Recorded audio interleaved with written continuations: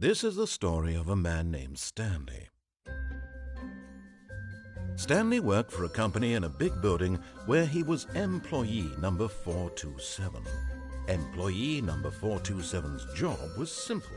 He sat at his desk in room 427 and he pushed buttons on a keyboard.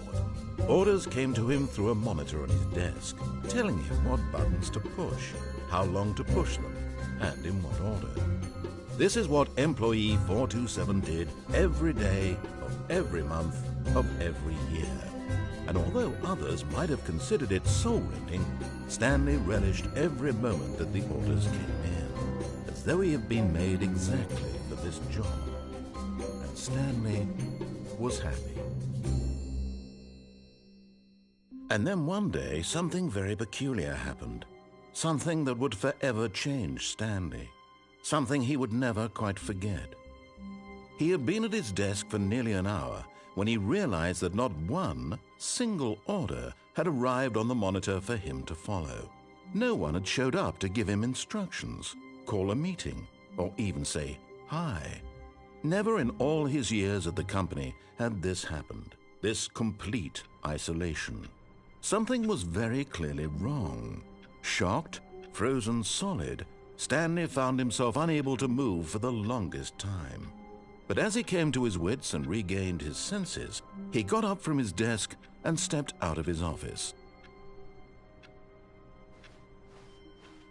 All of his co-workers were gone. What could it mean? Stanley decided to go to the meeting room. Perhaps he had simply missed a memo.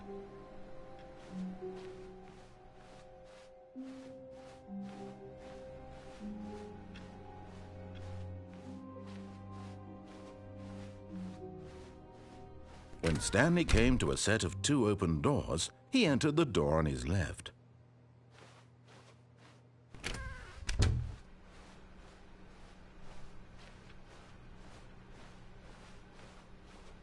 Yet there was not a single person here either.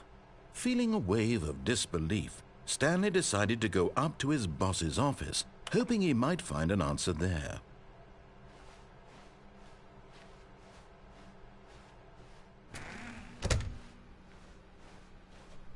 Coming to a staircase, Stanley walked upstairs to his boss's office.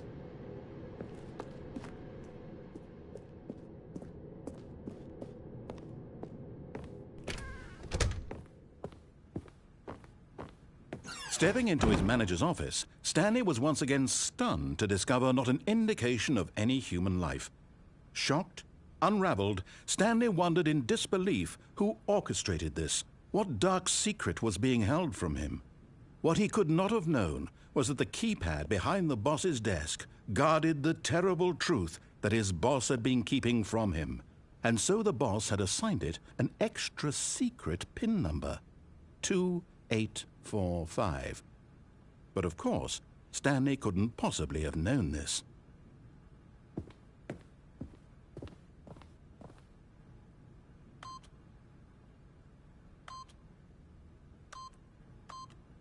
Yet incredibly, by simply pushing random buttons on the keypad, Stanley happened to input the correct code by sheer luck. Amazing. He stepped into the newly opened passageway.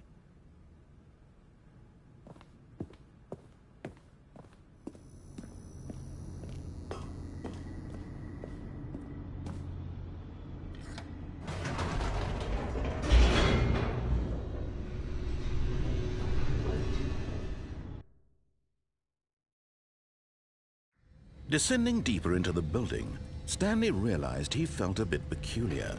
It was a stirring of emotion in his chest, as though he felt more free to think for himself, to question the nature of his job. Why did he feel this now, when for years it had never occurred to him? This question would not go unanswered for long.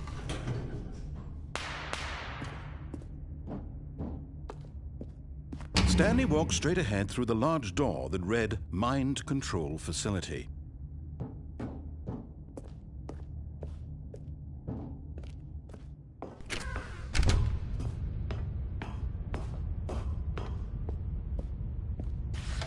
The lights rose on an enormous room packed with television screens. What horrible secret did this place hold? Stanley thought to himself. Did he have the strength to find out?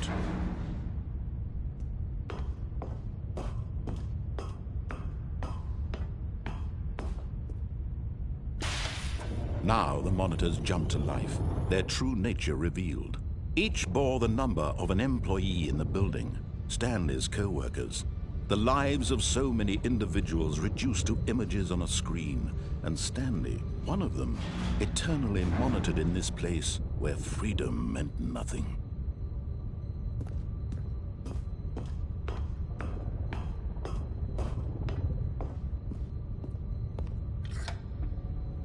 This mind control facility, it was too horrible to believe. It couldn't be true. Had Stanley really been under someone's control all this time? Was this the only reason he was happy with his boring job? That his emotions had been manipulated to accept it blindly?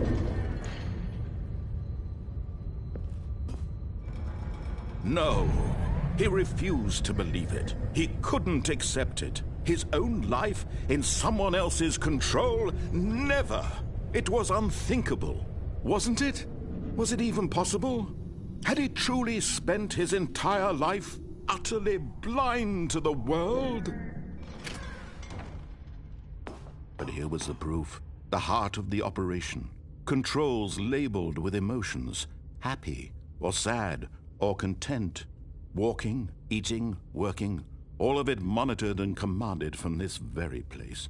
And as the cold reality of his past began to sink in, Stanley decided that this machinery would never again exert its terrible power over another human life.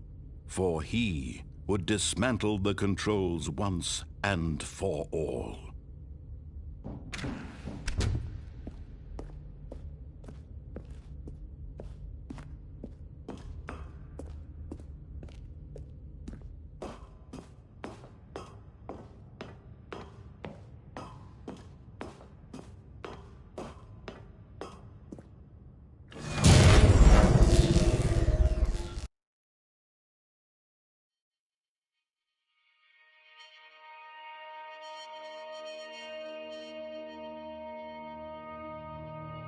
Blackness, and a rising chill of uncertainty. Was it over? Yes! He had won! He had defeated the machine, unshackled himself from someone else's command. Freedom was mere moments away. And yet, even as the immense door slowly opened, Stanley reflected on how many puzzles still lay unsolved. Where had his co-workers gone?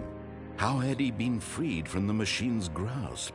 What other mysteries did this strange building hold? But as sunlight streamed into the chamber, he realized none of this mattered to him, for it was not knowledge or even power that he had been seeking, but happiness. Perhaps his goal had not been to understand, but to let go. No longer would anyone tell him where to go, what to do, or how to feel.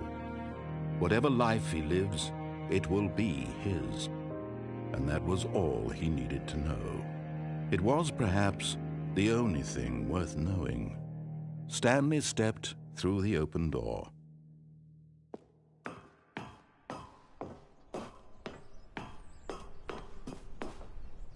Stanley felt the cool breeze upon his skin, the feeling of liberation, the immense possibility of the new path before him. This was exactly the way, right now, that things were meant to happen. And Stanley was happy.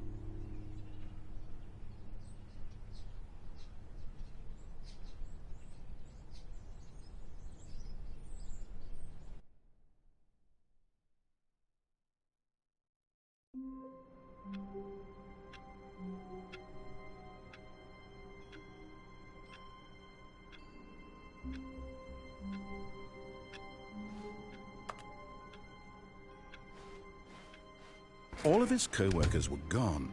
What could it mean? Stanley decided to go to the meeting room. Perhaps he had simply missed a memo. No matter how hard Stanley looked, he couldn't find a trace of his co-workers.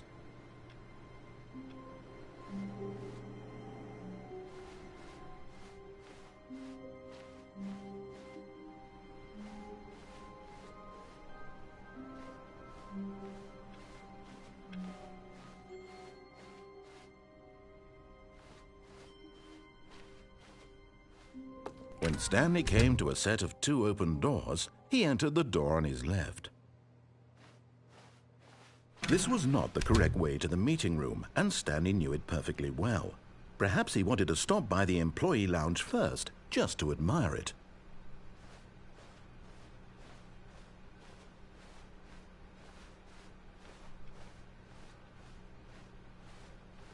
Ah, yes, truly a room worth admiring. It had really been worth the detour after all, just to spend a few moments here in this immaculate, beautifully constructed room. Stanley simply stood here, drinking it all in.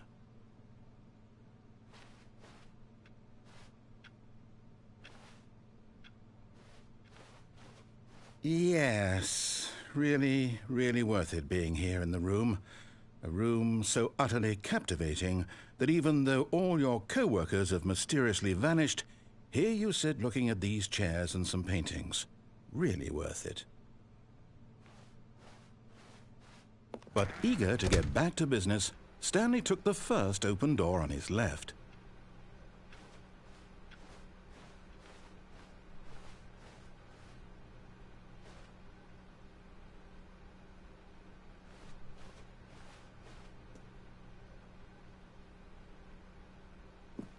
Stanley was so bad at following directions, it's incredible he wasn't fired years ago.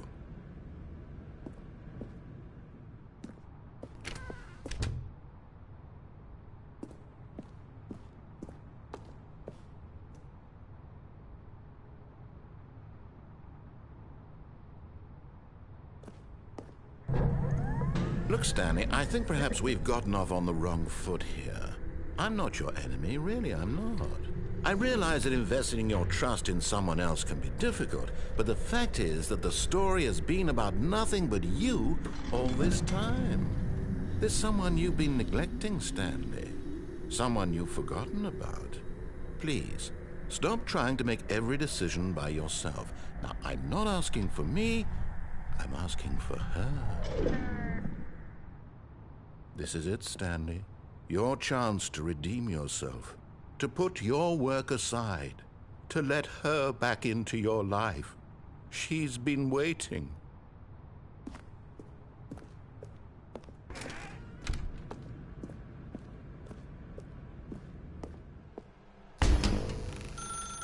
That's her, Stanley. You need to be the one to do this, to reach out to her. If you can truly place your faith in another, then pick up the phone.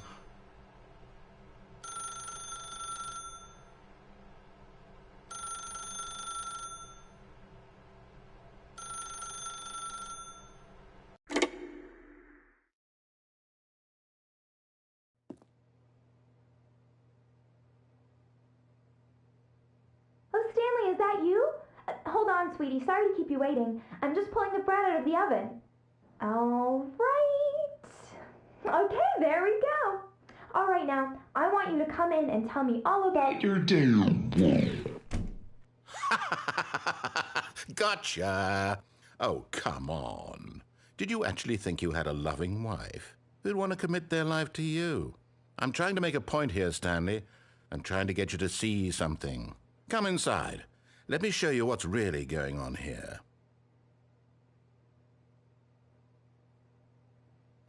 Sorry, but you're in my story now.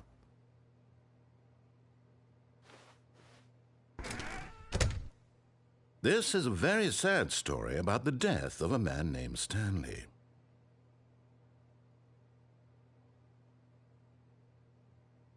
Stanley is quite a boring fellow. He has a job that demands nothing of him, and every button that he pushes is a reminder of the inconsequential nature of his existence. Look at him there, pushing buttons, doing exactly what he's told to do. Now he's pushing a button. Now he's eating lunch. Now he's going home. Now he's coming back to work. One might even feel sorry for him, except that he's chosen this life.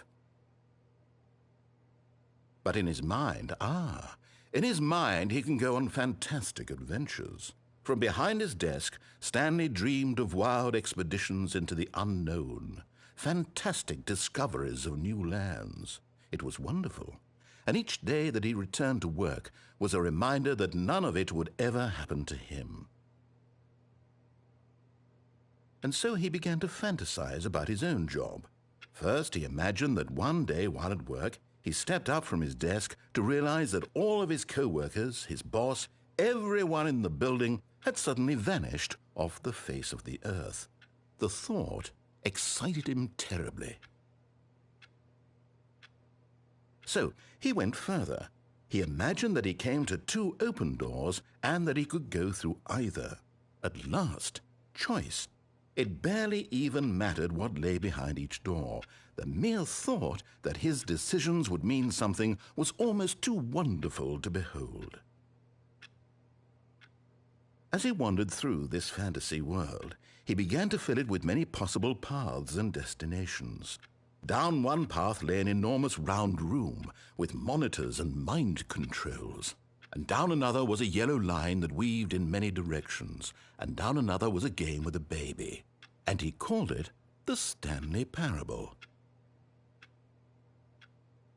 It was such a wonderful fantasy, and so in his head he relived it again, and then again, and again, over and over, wishing beyond hope that it would never end, that he might always feel this free. Surely there's an answer down some new path, mustn't there be? Perhaps if he played just one more time. But there is no answer. How could there possibly be? In reality, all he's doing is pushing the same buttons he always has. Nothing has changed. The longer he spends here, the more invested he gets, the more he forgets which life is the real one. And I'm trying to tell him this, that in this world he can never be anything but an observer, that as long as he remains here, he's slowly killing himself. But he won't listen to me. He won't stop. Here, watch this. Stanley, the next time the screen asks you to push a button, do not do it. You see? Can he just not hear me? How can I tell him in a way that he'll understand that every second he remains here, he's electing to kill himself? How can I get him to see what I see? How can I make him look at himself? I suppose I can't, not in the way I want him to. But I don't make the rules. I simply play to my intended purpose, the same as Stanley. We're not so different, I suppose. I'll try once more to convey all this to him. I'm compelled to. I must. Perhaps, well, maybe this time he'll see. Maybe this time. And I tried again, and Stanley pushed a button. And I tried again, and Stanley pushed a button. And I tried.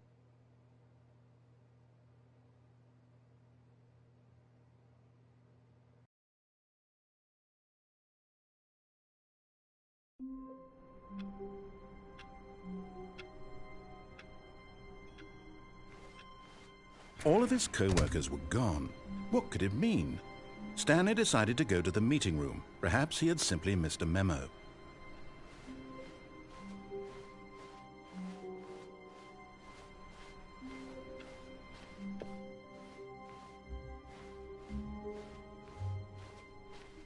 When Stanley came to a set of two open doors, he entered the door on his left. This was not the correct way to the meeting room, and Stanley knew it perfectly well. Perhaps he wanted to stop by the employee lounge first, just to admire it.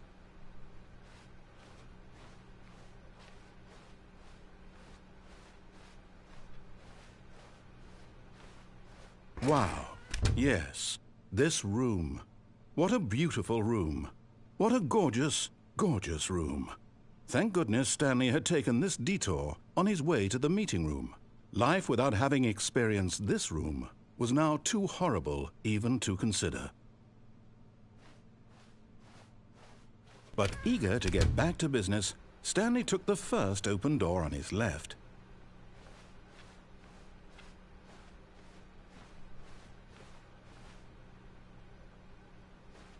And so he detoured through the maintenance section, walked straight ahead to the opposite door, and got back on track.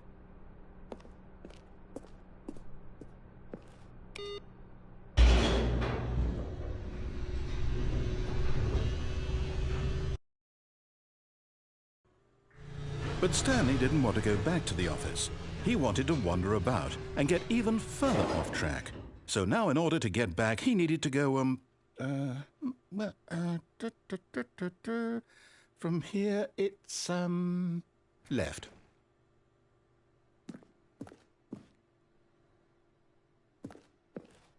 Oh, no. No, it's to the right. My mistake. No, not the right. Why would I have ever said it was to the right? What was I thinking? It's clearly... Oh, dear, would you hold on for a minute, please? Now, let's see. We went down right, left, down, left, right. Yep, okay, yes. I've got it now. This story is absolutely, definitely this way.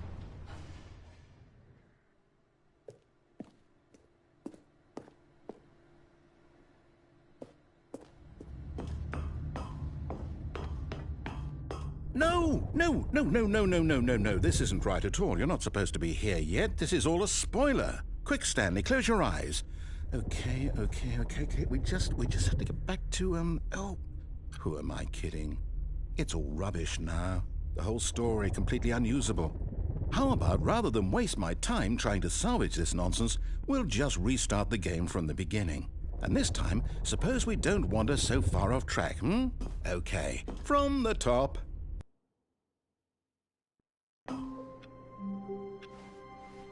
All of his co-workers were gone. What could it mean? Stanley decided to go to the meeting room. Perhaps he had simply missed a memo.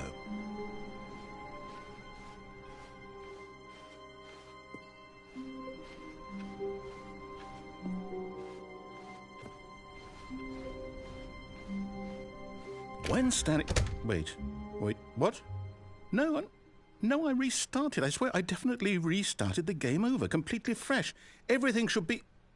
Oh, did something change? Stanley, did you change anything when we were back in that room with all the monitors? Did you move the story somewhere or... Hold on.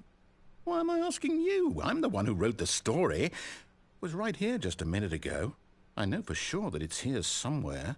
Okay, then. It's an adventure. Come, Stanley. Let's find the story.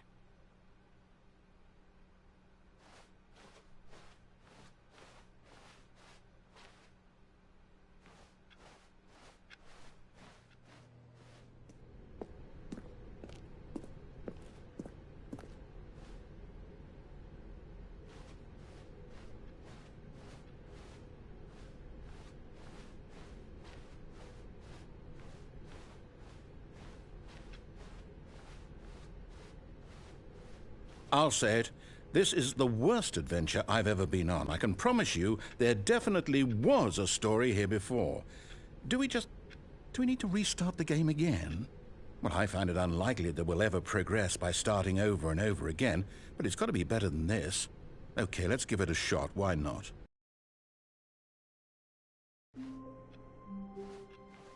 All of his co-workers were gone. What could it mean? Stanley decided to go to the meeting room. Perhaps he had simply missed a memo.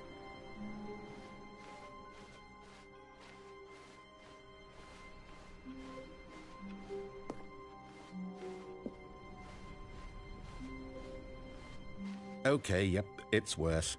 I might be remembering this wrong. It's possible the story is back where we just came from. Why don't we go back the other direction and see if we missed anything?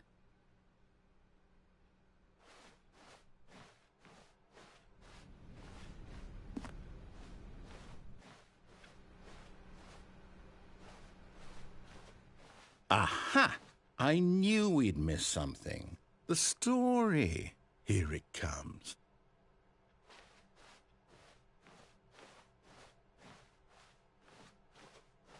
No, wait. Never mind. Not the story. Okay, let's head back the other way and retrace our steps.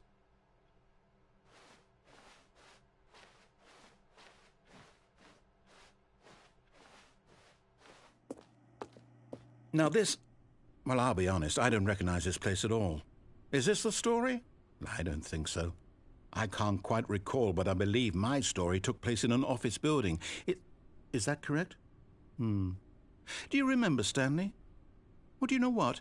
Since I've completely forgotten what we were supposed to be doing, how about this? You win! Congratulations! I know you put in a lot of hard work, and it really paid off, so good job. Oh, no. No, I don't feel right about this at all. We both know you didn't put in any actual work for that win. Some people win fair and square, and this was not one of those situations. Okay, I'm getting weirded out by whatever this place is. I don't care what might happen this time. I have to restart.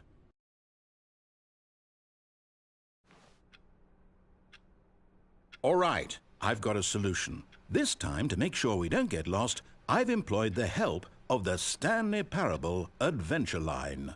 Just follow the line. How simple is that?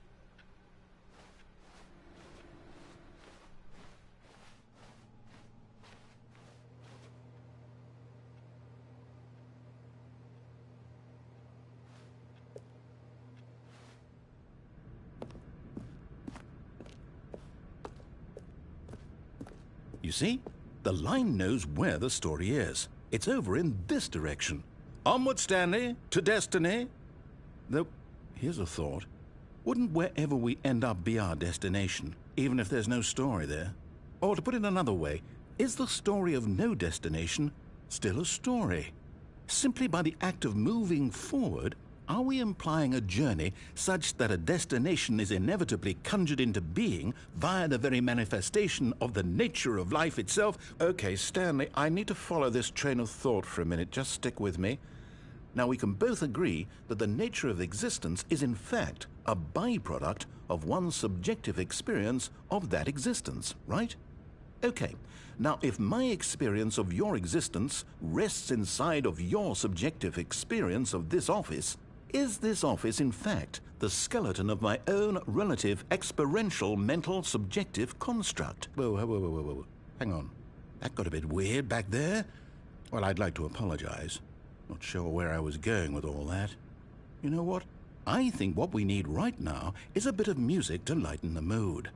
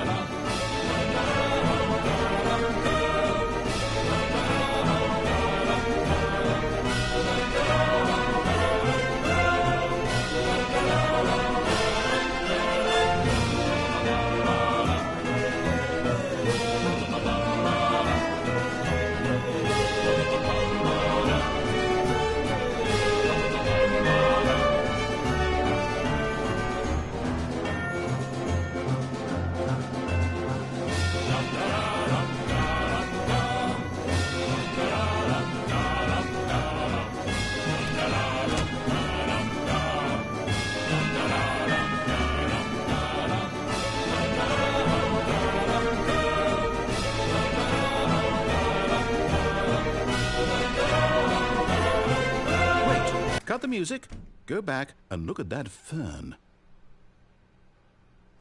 Stanley, this fern will be very important later in the story. Make sure you study it closely and remember it carefully. You won't want to miss anything.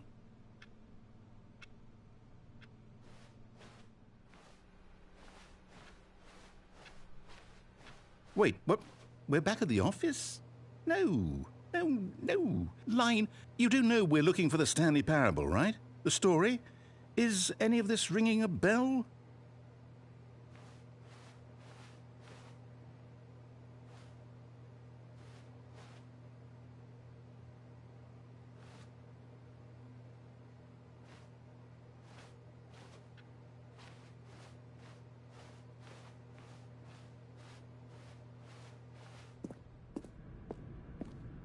Oh, no, not again, Line. How could you have done this to us? And after we trusted you, after everything we've been through, you... Oh, I can't take this anymore. To hell with it. Restart.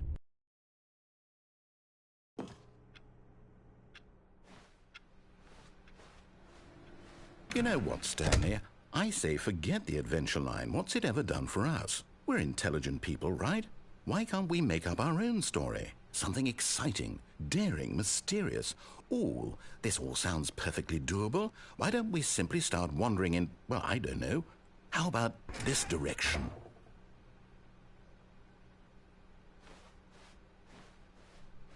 Now, yes, this is exciting. Just me and Stanley forging a new path, a new story. Well, it could be anything. What do you want our story to be? Go wild. Use your imagination. Whatever it might be, Stanley, I'm ready for it.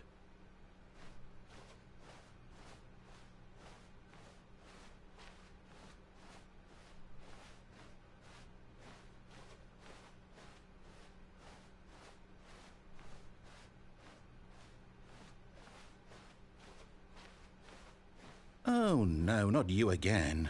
Stanley, I'd also like to veto the line from having any role in our awesome new story. No lines or monitor rooms. Just don't acknowledge it, and we should be fine.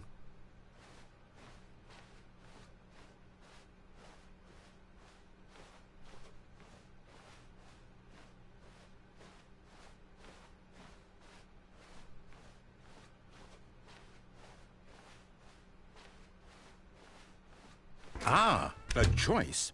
We get to make a decision. From here, the story is in our control. How important we mustn't squander the opportunity. In fact, I believe I need a minute to think here.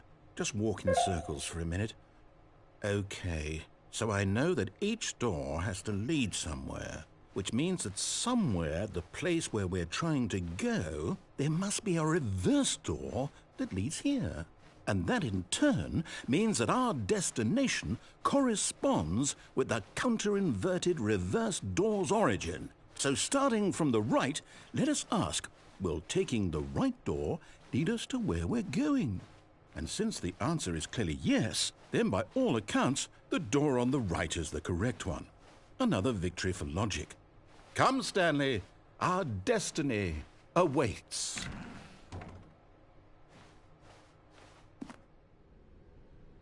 Oh, hold up, what's this? The confusion ending. You're telling me that's what this is? It's all one giant ending?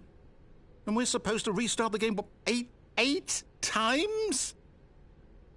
That's really how all this goes? It's all determined? So now, according to the schedule, I restart again. Then what? Am I just supposed to forget? Well, what if I don't want to forget? My mind goes blank simply because it's written here on this thing, wall. Well, who consulted me? Why don't I get to decide? Why don't I get a say in all of this? Is it really? No, it can't be. I don't want it to be. I don't want the game to keep restarting. I don't want to forget what's going on. I don't want to be trapped like this. I won't restart the game. I won't do it. I won't do it. I won't do it. And the timer stopped? Does that mean, did we do it? Did we break the cycle? The, whatever it is that made this schedule? How would we even know? Will someone come for us? Will something happen? So, okay. I guess now we just wait, you know. I suppose in some way that this is a kind of story, wouldn't you agree? I'm not quite sure if we're in the destination or the journey, though they're always saying that life is about the journey and not the destination, so I hope that's where we are right now. We'll find out, won't we? Eventually. Well, in the meantime, if you...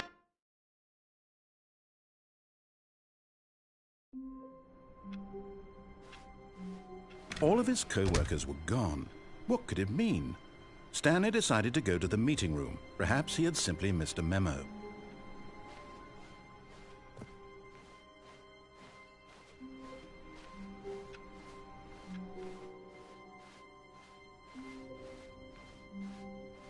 When Stanley came to a set of 2 open doors, he entered the door on his left.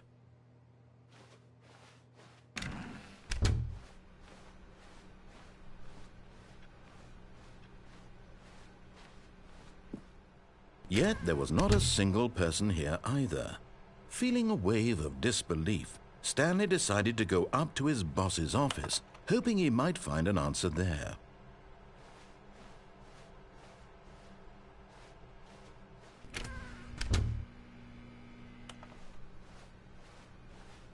Coming to a staircase, Stanley walked upstairs to his boss's office.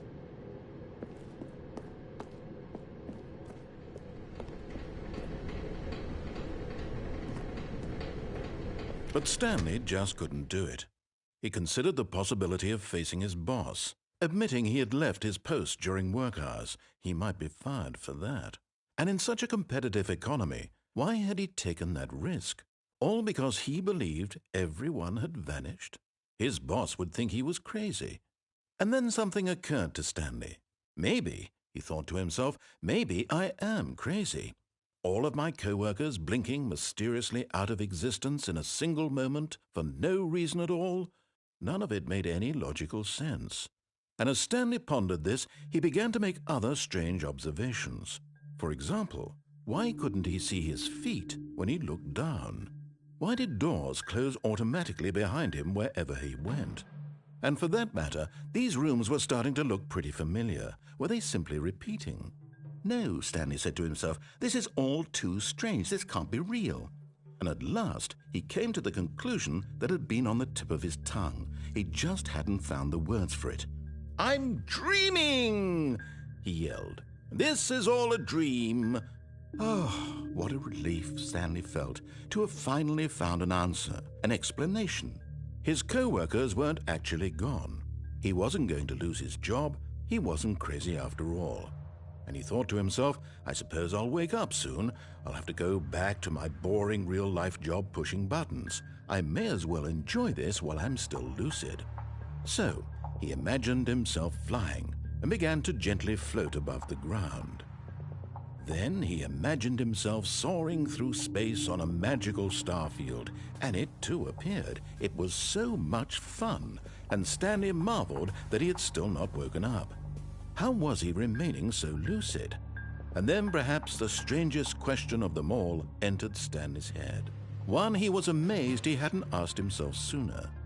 Why is there a voice in my head dictating everything that I'm doing and thinking? Now the voice was describing itself being considered by Stanley, who found it particularly strange. I'm dreaming about a voice describing me, thinking about how it's describing my thoughts, he thought.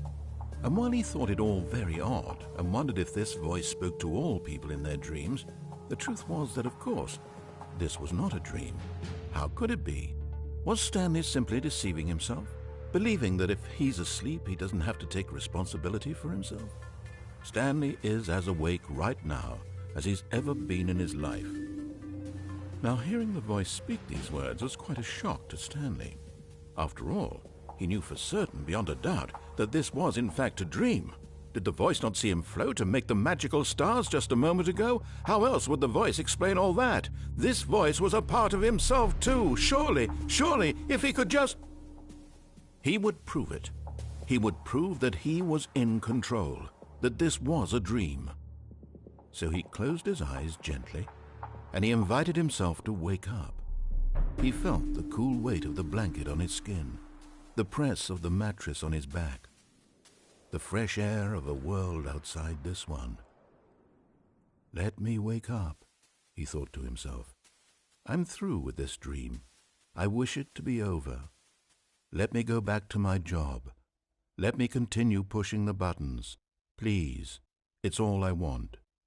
I want my apartment and my wife and my job. All I want is my life exactly the way it's always been. My life is normal. I am normal. Everything will be fine.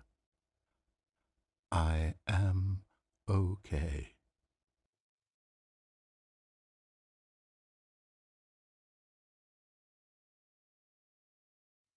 Stanley began screaming.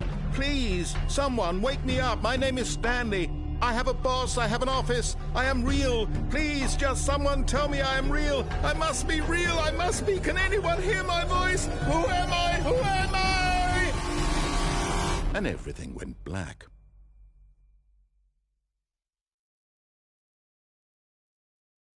This is the story of a woman named Mariella. Mariella woke up on a day like any other. She arose, got dressed, gathered her belongings, and walked to her place of work. But on this particular day, her walk was interrupted by the body of a man who had stumbled through town talking and screaming to himself, and then collapsed dead on the sidewalk. And although she would soon turn to go call for an ambulance, for just a few brief moments she considered the strange man. He was obviously crazy, this much she knew. Everyone knows what crazy people look like. And in that moment, she thought to herself how lucky she was to be normal. I am sane. I am in control of my mind. I know what is real and what isn't. It was comforting to think this, and in a certain way, seeing this man made her feel better. But then she remembered the meeting she had scheduled for that day, the very important people whose impressions of her would affect her career, and by extension, the rest of her life. She had no time for this, so it was only a moment that she stood there, staring down at the body. And then she turned and ran.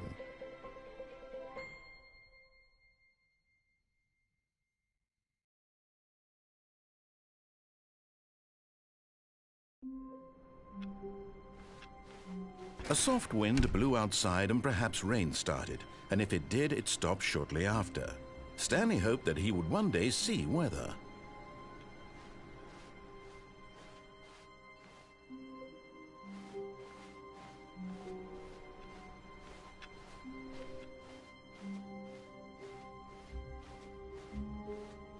When Stanley came to a set of 2 open doors, he entered the door on his left.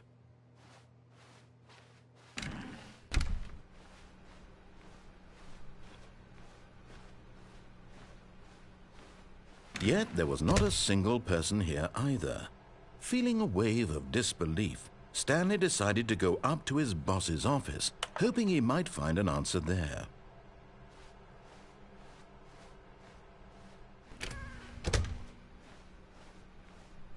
Coming to a staircase, Stanley walked upstairs to his boss's office.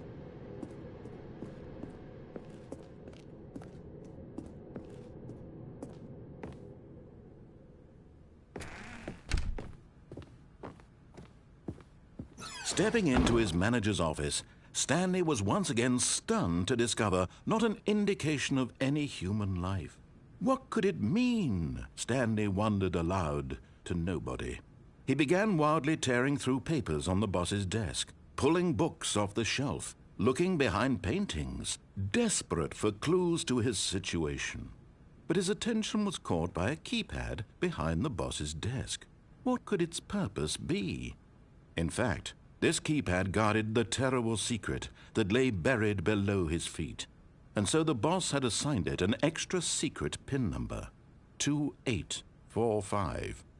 But of course, Stanley couldn't possibly have known this.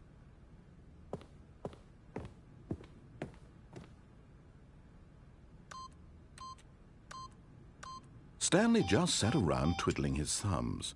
Trying to input anything on the device was useless, since he could never possibly know that the combination was 2845.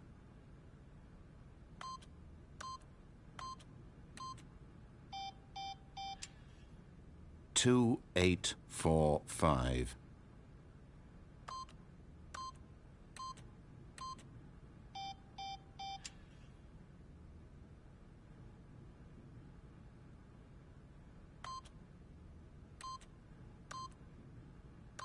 Forgot, but it turns out that the panel's emergency override kicked in, and the door just opened all by itself, and Stanley got the hell along with the story.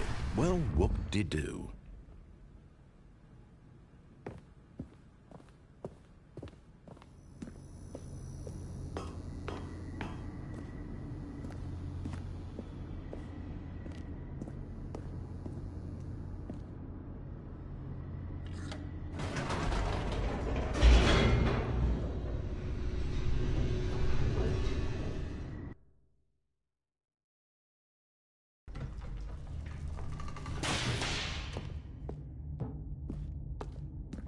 Stanley walked straight ahead through the large door that read Mind Control Facility.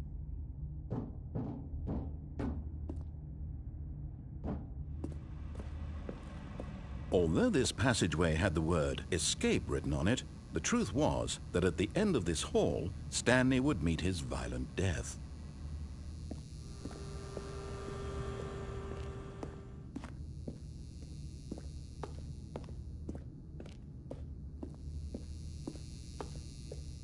The door behind him was not shut. Stanley still had every opportunity to turn around and get back on track.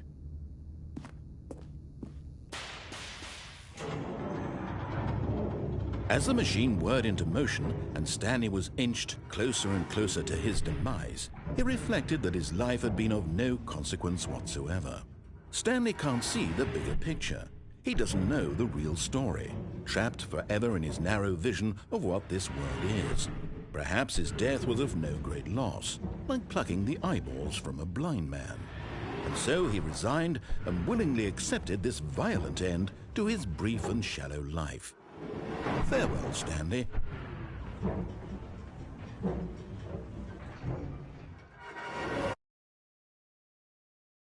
"Farewell, Stanley," cried the narrator, as Stanley was led helplessly into the enormous metal jaws.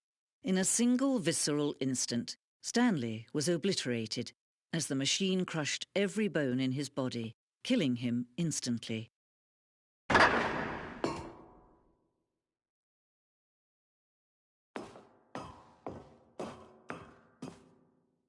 And yet it would be just a few minutes before Stanley would restart the game, back in his office, as alive as ever. What exactly did the narrator think he was going to accomplish?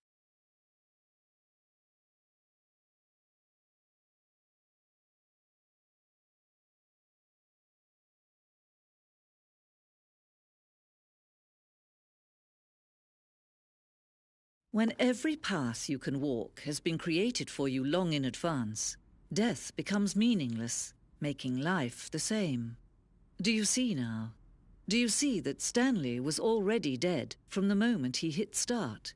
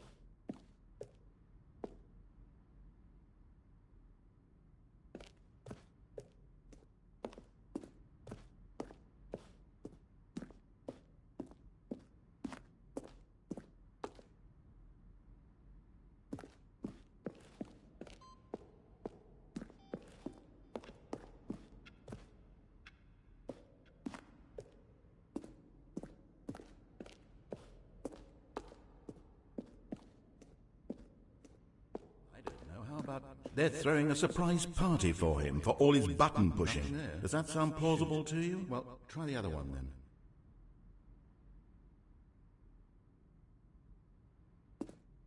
Stanley pushed the big red button.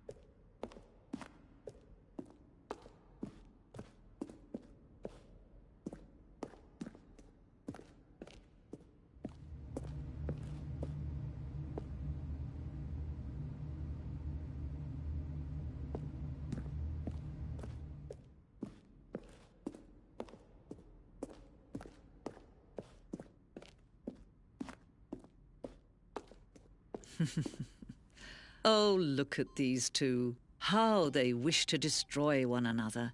How they wish to control one another. How they both wish to be free.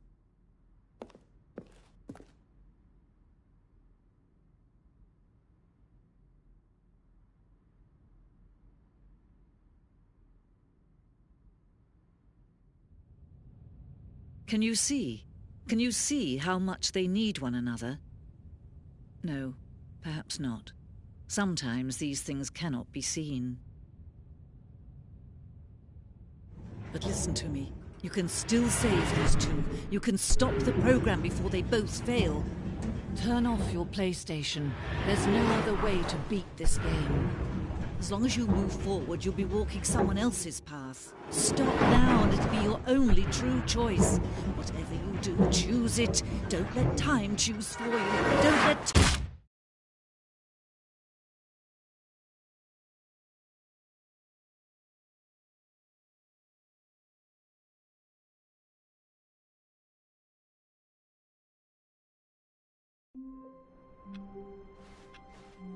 All of his co-workers were gone.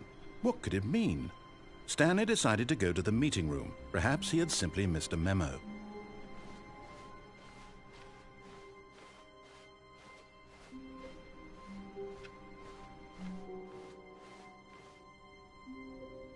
Oh, new content? What does that mean, new content?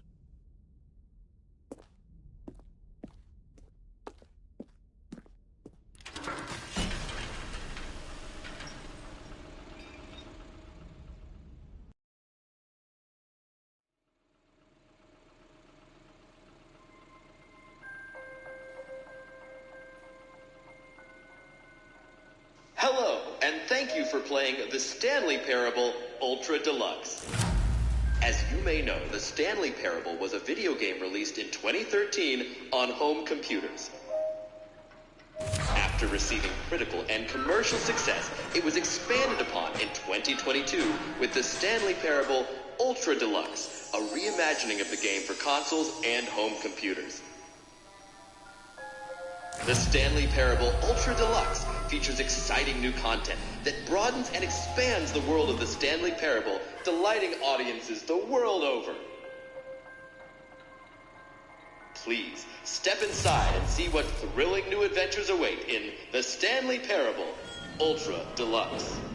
Oh, well, this sounds delightful. I'm very excited to see the thrilling new Ultra Deluxe content. Okay, so far it's an elevator. Nothing special yet, but I'm sure it's just the beginning of a mesmerizing adventure.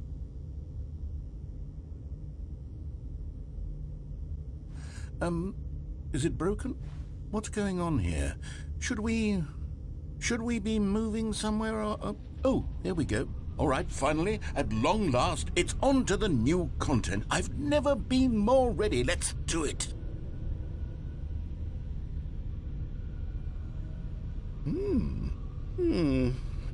I have to say, initial impressions of Stanley Parable Ultra Deluxe, mostly tedious. It's as if the... Oh, okay. Let's see the content. Give me the content, Stanley. All right, let's see. It's the jump circle.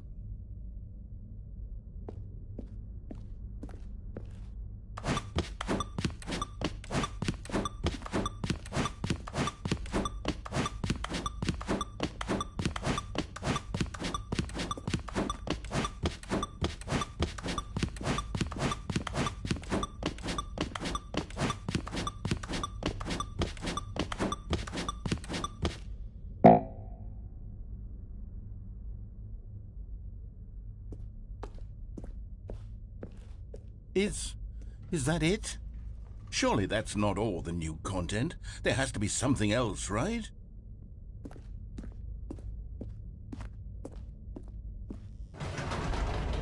Goodness, another elevator. Stanley, I have to say, initial impressions of this game are not positive.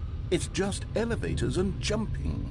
Is this what passes for exciting new content? If this is new content, Then I could just read you the whole dictionary. There's 20 hours of new content right there. Hell, I could count to 30 trillion. You could put that on the box. The Stanley Parable Ultra Deluxe, now with over 1,000 hours of new content. And oh, wait. There's more. Very good. Yes. I knew there had to be something else. Let's see it. I'm ready for whatever it is.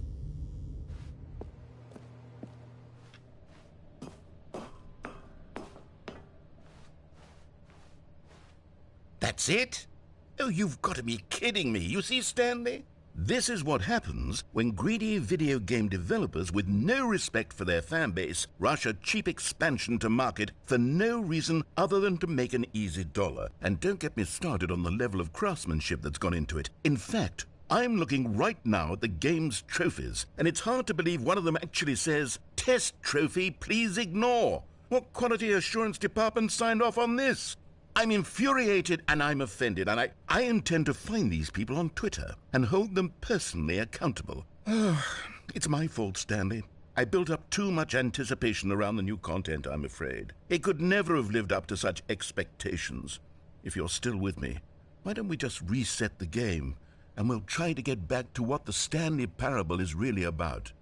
No frills, no gimmicks. Just you and me having a great time together like always. What do you say, friend?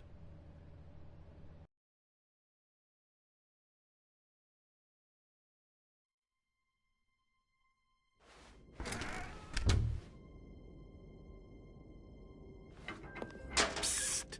Stanley! Come over here! In the vent! I want to show you something!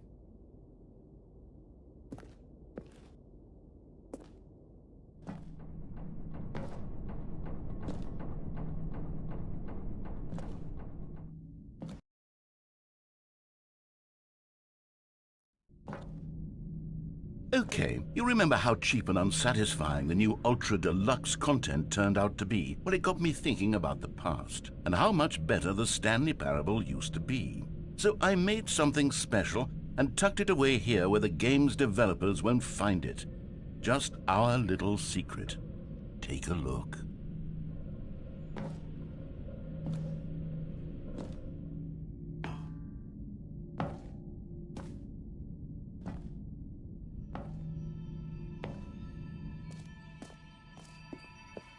I call it the Memory Zone. It's where I've been storing all my favorite memories so I can relive the peak experiences of my life whenever I want. Experiences like the launch of the Stanley Parable on PC.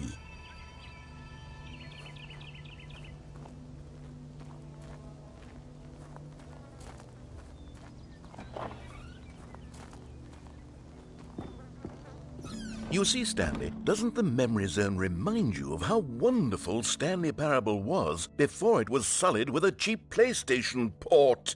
Remember back in October of 2013, when the game originally launched? Back then, video games had integrity. Back then, it all meant something. Oh, the waste.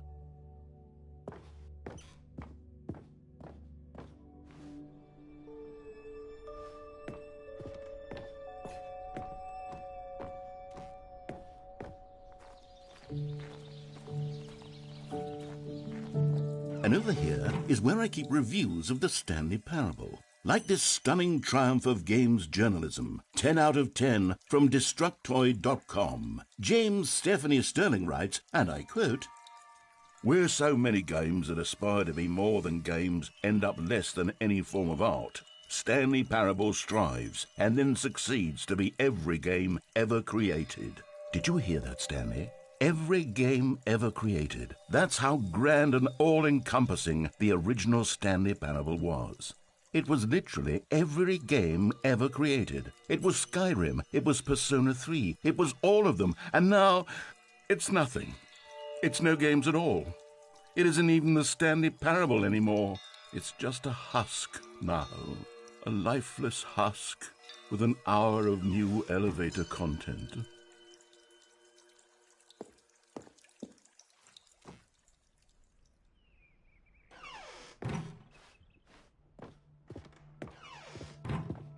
Here's another moving passage, this time from GameSpot.com. The Stanley Parable is both a richly stimulating commentary on the nature of choice in games and one that offers some of the most enjoyable, surprising, and rewarding choices I've ever been confronted with in a game. 9 out of 10. Don't you get it, Stanley? The game was perfect. It didn't need anything else. It didn't need new content. All they had to do was transport it in pristine condition along to the PlayStation. Boom, done. And they couldn't even do that. Couldn't resist the urge to go meddling with a beloved franchise.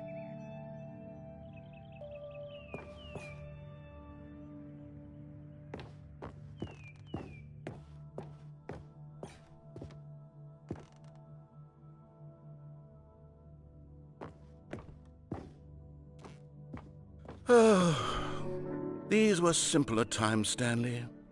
What I wouldn't give to go back to have it all over again.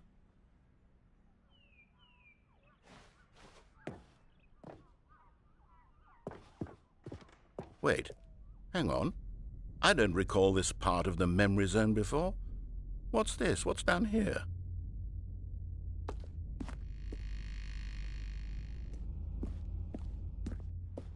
Oh no, oh God, no, Stanley. It's a collection of reviews from Pressurized Gas, the extremely popular online storefront for computer games. I haven't looked at these in years. I can't even imagine what's been collecting down here. Surely these reviews were glowing as well, weren't they?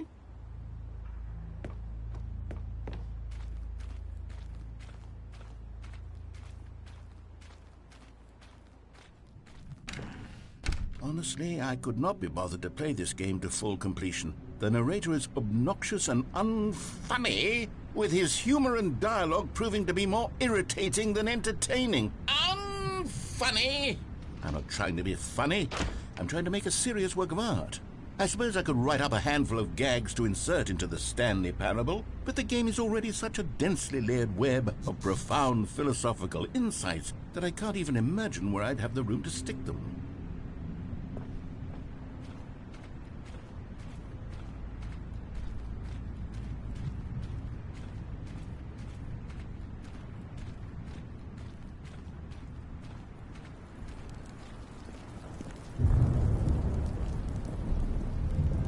Okay, let's see what this one says.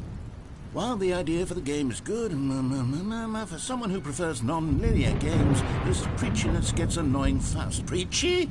Stanley? I'm not preachy, am I? You can tell me if I'm preachy. Honestly, you can. Oh, goodness. This is actually quite shocking for me. Well, to be honest, I had always thought of the game's dialogue as being rather terse to begin with. You can't know how much fluff I cut from the game to get it to feel as light and airy as it... Well, I always thought it did. But maybe it wasn't. Oh dear. What an awful memory to have to hold on to. These black marks on my otherwise unimpeachable track record. I feel like a failure. Like I let these people down. Perhaps the Stanley Parable isn't quite as sterling as I always remembered.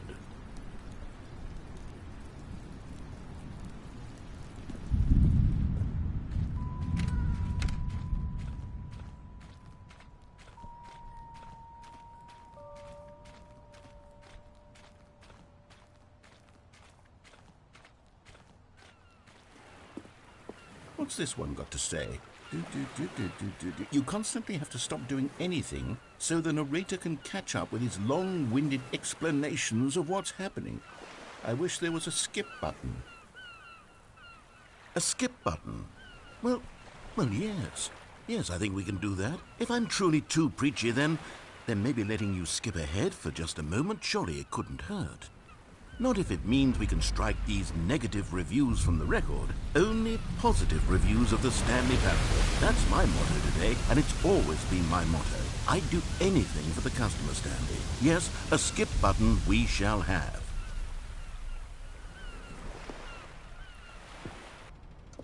And here it is. Go ahead and give it a shot. I'll pop you forward in time so that the second my incessant droning starts to bore you, with just the push of a button, you'll have zipped right past it. It's what the players have been asking for, and I'm very proud to have delivered. no more listening to me rambling on and on and on. No, no, no, no. The Stanley Parable is a game for the people. And if the people want silence, then by goodness, that's what they're going to get. Well, don't sit around waiting for me to shut up. Go ahead and make me shut up. Here, we'll pretend that I've just begun an interminable monologue, and it goes something like this. The story and the choices, or what have you, and therefore by becoming it is, so on and so forth, until inevitably we all until the end of time, at which time everything all at once, so, now you see, blah blah blah blah blah blah blah blah blah blah blah blah blah blah blah. We've eaten too much and it can't be just yet, no, until 245. But the logic of elimination working backwards, the deduction therefore becomes impossible to manufacture. It went on for nearly 10,000 years, until just yesterday, here and there, forward and back, and never a moment before lunchtime. It can't be. It's the only thing there is. How many billions left until so much more than forever ago? Which is why I say...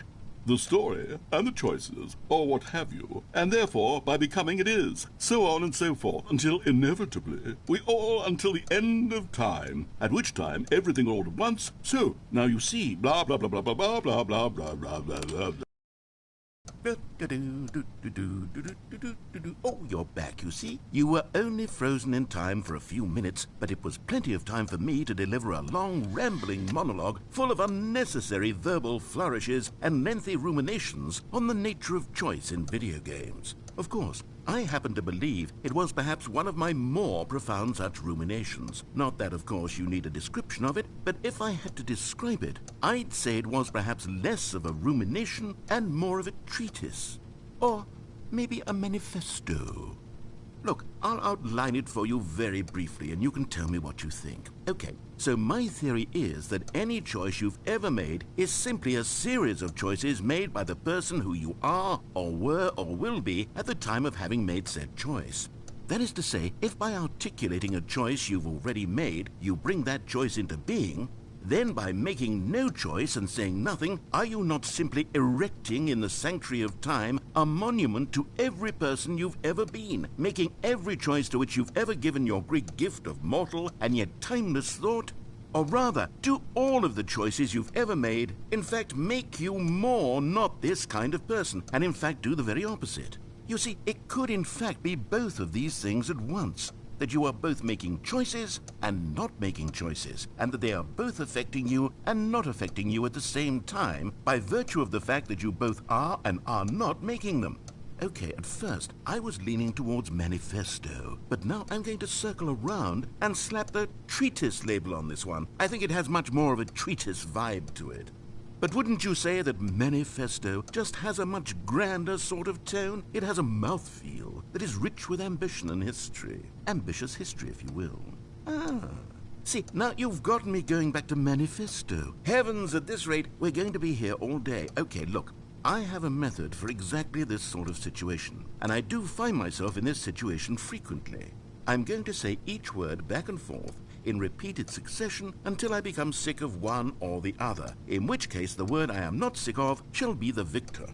It is an unimpeachable strategy, Stanley. It's rescued me from disaster in countless situations. All right, here we go. Treatise, manifesto. Treatise, manifesto. Treatise, manifesto. Treatise, manifesto. Treatise, manifesto. Treatise, manifesto. Treatise. Well there, sport. You really did catch me rambling on a bit, didn't you? But that's the power of the button. The minute I start to go off on a thoughtless display of self-absorption, it's right at your fingertips to go poof, and it's all over. I can't wait to see what Cookie 9 will say about this, and whether they'll edit the rating of their pressurized gas review, or at least change some of the wording, perhaps. To be honest, I don't even know if one can change their review in the first place. I guess I should become better educated on how exactly pressurized gas works. Perhaps that would have been a smart thing to check on before I went on about this whole exercise of making the skip button. Although I have to imagine that after seeing this exciting new technology at work, Surely, whoever it is who runs pressurized gas will instantly run out and implement a new feature to make it possible to edit one's review merely because of this very situation. Yes, I think that's quite likely.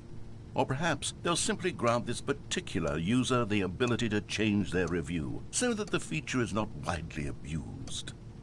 Look, I would even be okay with pressurized gas altering this particular review so that it reads as something more beneficial. Something along the lines of, this game is the best game. Let me start over. How about this? From the ashes of depravity rises the phoenix of quality.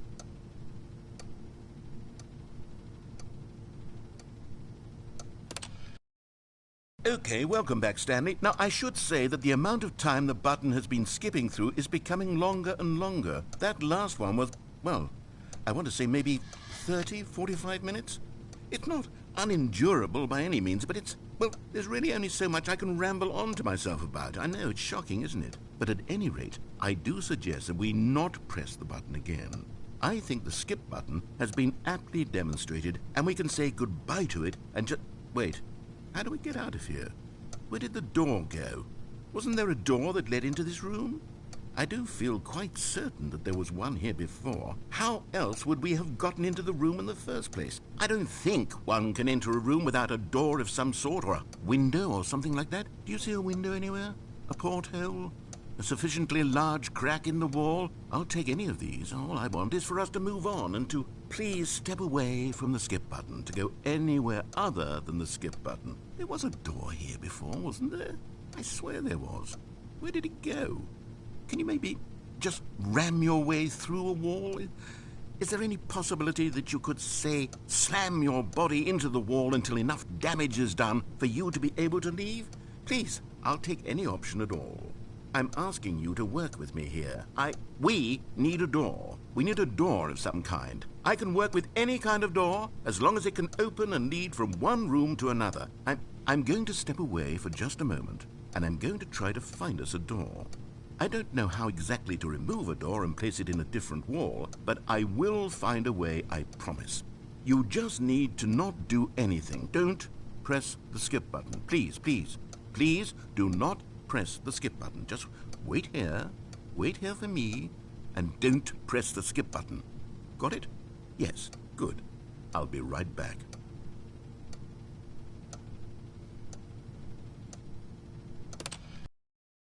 Stanley, please don't push the button again. It's been 12 hours. You've just been frozen there. I don't know why the skips are getting longer, but they're really, truly getting longer, and my God, there's no way out of the room. Stanley, the door is gone. It's completely gone. I've looked at it from every angle. I've checked every one of those walls 1,000 times, and there's no door, Stanley. There's no door. There's just you and the button, and if you keep pressing it, I have no idea what will happen. I have no idea how long I'll be made to sit here, and more than anything else, I don't know how to stop you from pressing the button again. I can't control anything in this room, Stanley. I can't touch it, and I have to believe, I have to know that sooner or later, no matter how much I plead with you, you're going to press the button again. Why would you? I've been thinking and thinking, and I don't know what I can do to convince you otherwise. Oh, my God. And it's all because of those reviews that I couldn't get out of my head. I just couldn't ignore the negative feedback. Why was it so important for me to fix the problem? Why did Cookie Nine's opinion matter so much to me? I've never even met Cookie Nine. I have no idea who they are.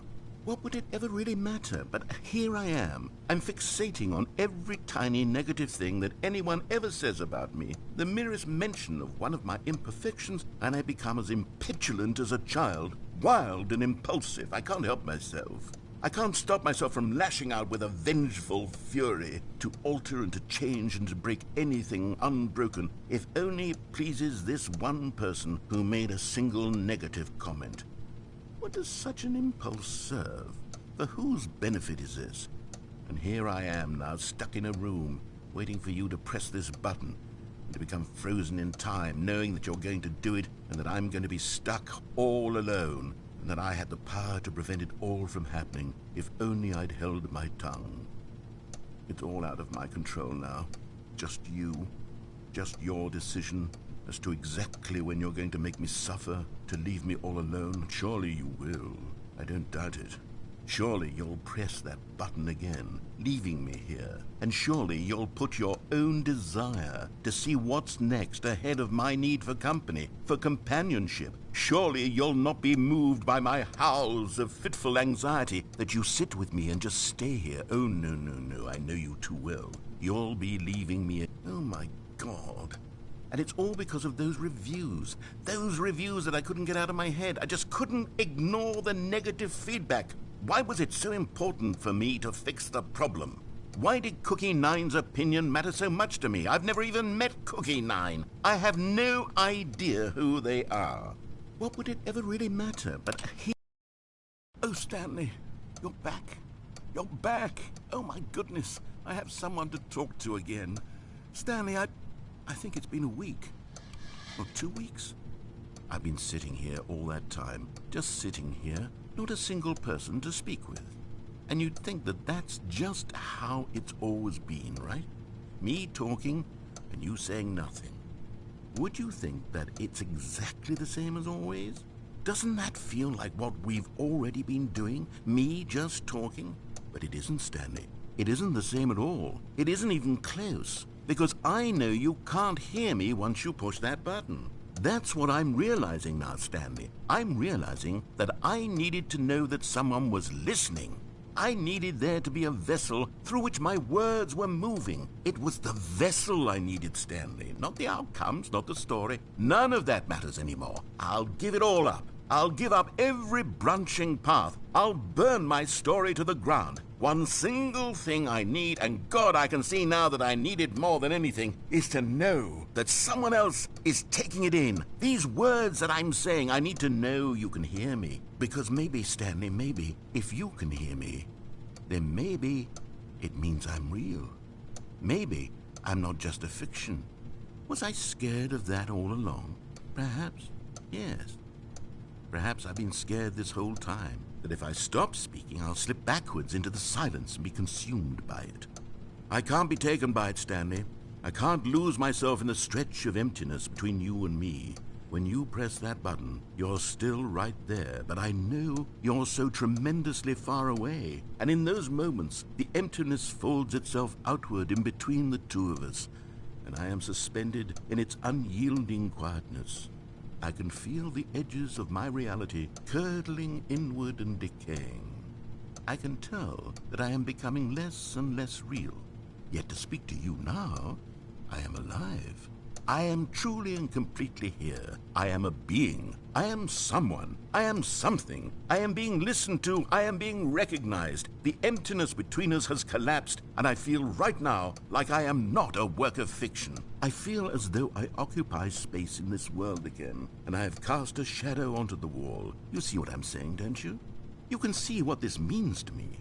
I'm so clear about it now, Stanley. I feel as certain about this as I've ever felt about anything at all. I feel renewed. I feel restored, and already I can sense the looming silence as you will press the button for the next time. What a terrible dread it strokes in my heart to think of it, to think of returning to such coldness. Come, let us sit in silence together here for just a moment. Let us anticipate it. Let us welcome it.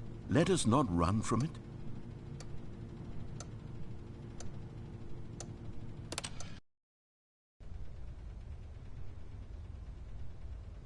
Oh, hello, it's you. You're here again. Welcome.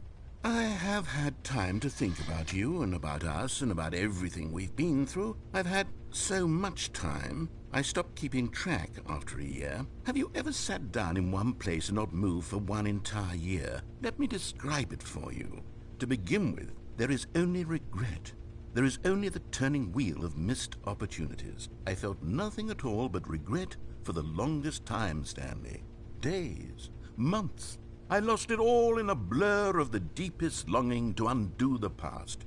And when that feeling had begun to subside, what took its place is what I can only describe as the collapse of every moment I have ever experienced my entire life. All of them collapsed down into a single instant. In that instant, I could see myself clearly, calmly, with a collected heart. It was an impossibly rich wellspring of both delight and disgust simultaneously. I was consumed by it. I could do nothing but wallow in it for what felt like an eternity, for what I now know was far less. You see, it was a revelation for me. It was unlike anything I had ever known. It was a space without consequence, without action or outcome. It was divorced entirely from the question of free will that you and I have squabbled over for so long. There could be no one ending, no singular outcome of events, not if all events existed in the same moment, and I felt freed. I felt unburdened by the need to manifest a particular outcome into being. I saw that I could allow myself to exist along all timelines, and that each of them was simply a strand in the web of my being. It was incredible, the spaciousness, the equanimity of the moment, both singular and infinite.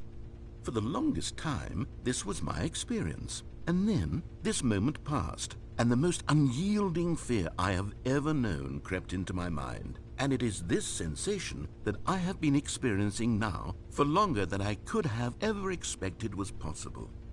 I have been waiting for you.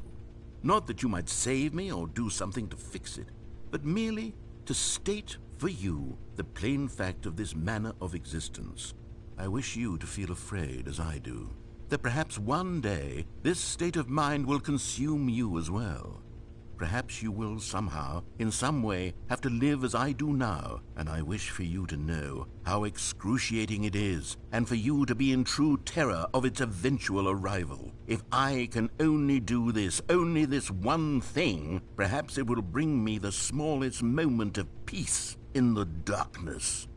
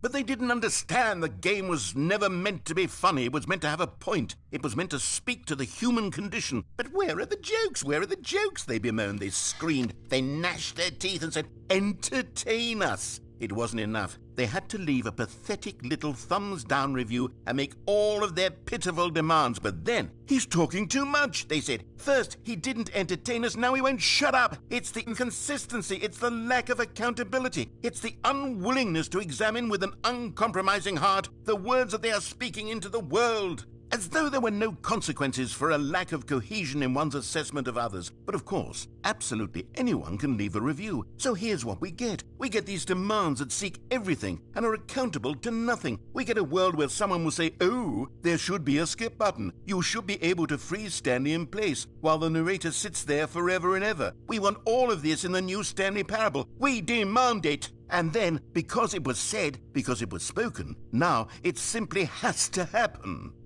The most immediate desires, every single thing demanded by every person at every moment in time. If someone wants it, then it's a crime not to bring it into being. Have we been given to indulging every fleeting whim for no reason other than to do so? Yes!